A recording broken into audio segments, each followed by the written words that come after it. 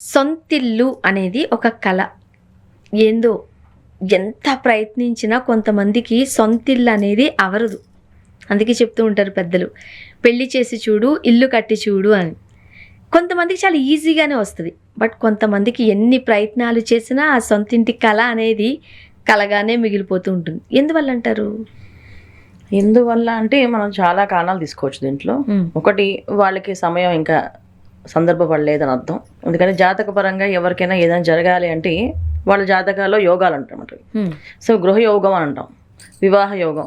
ఈ యోగాలు ఎప్పుడైతే వస్తాయో అప్పుడే వాళ్ళకి అవి కనిపిస్తాయి, అందుబాటులోకి వస్తాయి అన్నమాట ఏవైనా. అంటే మనం పుట్టినప్పుడే మన జాతకంలో ఇవన్నీ ఉంటాయా? కాలక్రమేణా గ్రహాలు, రాశులు వాటి సమయా బట్టి మారుతూ ఉంటాయి కాబట్టి ఆ మారుతున్న కాలంలో ఆ యోగాలు మనకు లభిస్తాయా?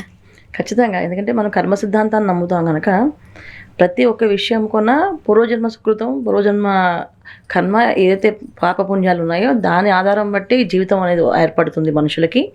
ఆ ఏర్పడే జీవితాన్ని ఎలా మలుచుకుంటున్నాం, ఎలా మారుతున్నాం అనేది ముఖ్యమైన ఉద్దేశం అన్నమాట. ఈ ముఖ్య ఉద్దేశంలో వీళ్ళకి ఈ యోగాలు కంపల్సరీగా ఉన్నాయి, ఈ యోగాలు వీళ్ళకి అనుభవించాలి, వీళ్ళకి ఆ యోగం బాగుంది అంటేనే కొంతమంది అనుకోకుండానే వాళ్ళు ఇది అలా వెళ్ళాము, చూసాం, నచ్చింది, ఇచ్చేసామండి, తీసేసుకున్నామండి అని చెప్తుంటారు. అది అలా జరిగింది అనేది వాళ్ళకి అనిపించవచ్చు, కానీ అది అలా జరగాలని ముందే రాసి ఉంటుంది అది. ఓకే.